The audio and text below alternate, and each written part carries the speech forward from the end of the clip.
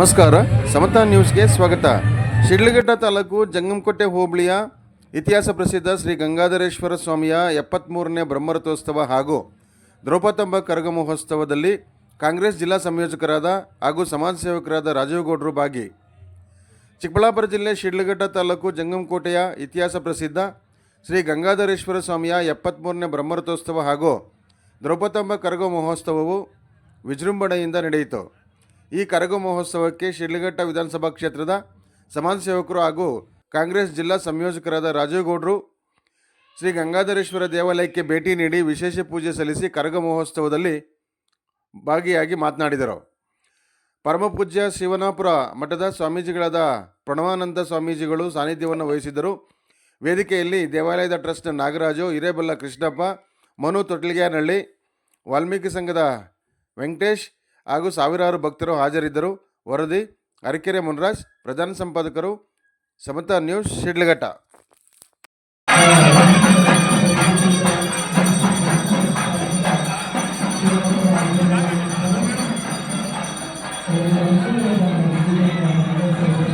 ಎಲ್ರಿಗೂ ನಮಸ್ಕಾರ.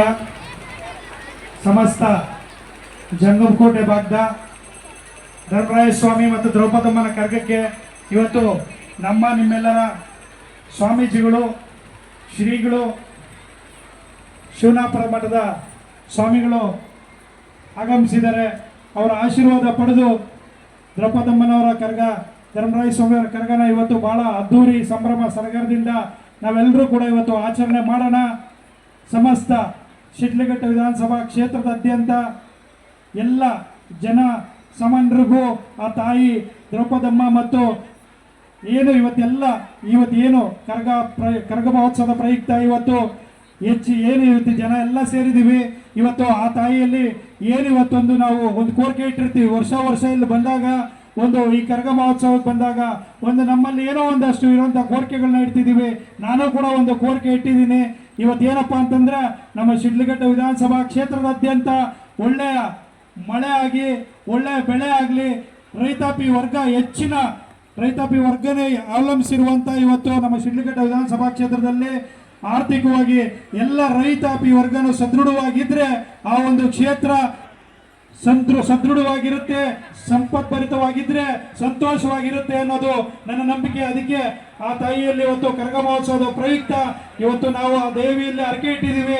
ಮುಂದಿನ ದಿನಗಳಲ್ಲಿ ಈಗೇನು ನಮ್ಮ ರೈತಾಪಿ ಜನ ಎಲ್ಲರೂ ಕೂಡ ಈಗೇನು ಆರ್ಥಿಕವಾಗಿ ಅನುಕೂಲವಾಗಿದ್ದಾರೆ, ಅದರ 100 ಪಟ್ಟು ಹೆಚ್ಚಿನ ಒಂದು ಆರ್ಥಿಕವಾಗಿ ಸದೃಢವಾಗಿರಲಿ ಅಂತ ಭಗವಂತನಲ್ಲಿ ಒಂದು ಕೋರಿಕೆ ಇಟ್ಟಿದ್ದೀವಿ.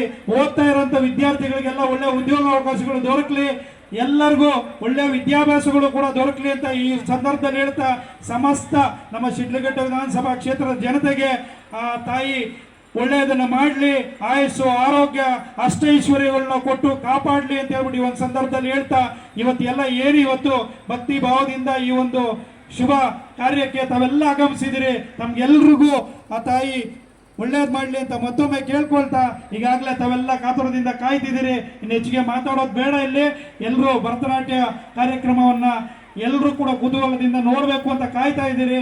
ಈಗ ನಿಮ್ಮನ್ನೆಲ್ಲ ಉದ್ದೇಶಿಸಿ ನಮ್ಮ ಮಠದ ಸ್ವಾಮೀಜಿಗಳು ಇವತ್ತು ನಮ್ಮನ್ನೆಲ್ಲರೂ ಕುರಿತು ಒಂದೆರಡು ಮಾತು ಹೇಳ್ತಾರೆ.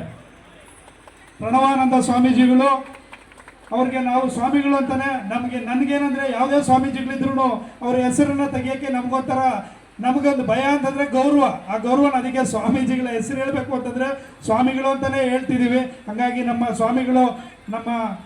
ಸ್ವಾಮಿಗಳೀಗ ಶಿವನಾಪುರ ಮಠದ ಸ್ವಾಮೀಜಿಗಳು ನಮ್ಮನ್ನೆಲ್ಲ ಕುರಿತು ಒಂದೆರಡು ಹಿತನುಡಿಗಳನ್ನ ಹೇಳಿದ್ದಾರೆ. ತಮ್ಗೆಲ್ರಿಗೂ ಧನ್ಯವಾದಗಳು ತಿಳಿಸ್ತಿದ್ದೀನಿ. ಈ ಕಾರ್ಯಕ್ರಮಕ್ಕೆ ತಮ್ಗೆಲ್ಲ ನನಗೆ ಅದ್ದೂರಿಯಾದ ಸ್ವಾಗತ ಕೋರಿ ತಾವೆಲ್ಲರೂ ಕೂಡ ಆಶೀರ್ವಾದ ಮಾಡಿದ್ದೀರಿ. ತಮ್ಗೆಲ್ರಿಗೂ ಧನ್ಯವಾದಗಳು. ನಮಸ್ಕಾರ.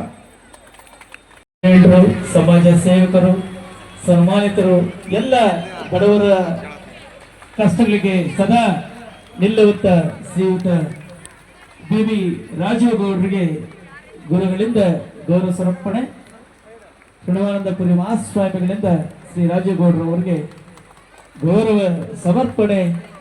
ಅವರ ಆಶೀರ್ವಾದದಿಂದ ಮುಂದೆ ಒಳ್ಳೆ ಜನ ಸೇವೆಯನ್ನು ಮಾಡುವಂಥ ಭಾಗ್ಯ ದೊರಕುವಂತಾಗಲಿ ಅಂತ ನಾವು ಆಶಿಸೋಣ. ಊರಿನ ಎಲ್ಲ ಮುಖಂಡರುಗಳು ಹಾಗೂ ಧರ್ಮರಾಯ ದೇವಸ್ಥಾನದ ಎಲ್ಲ ಟ್ರಸ್ಟಿಗಳು ಜಂಗನಕೋಟೆ ಎಲ್ಲ ಜನನಾಯಕರು ಸೇರಿ ಗೌರವ ಸಂಭ್ರಮ ಹಮ್ಮಿಕೊಂಡಿದ್ದಾರೆ. ಶ್ರೀಯುತ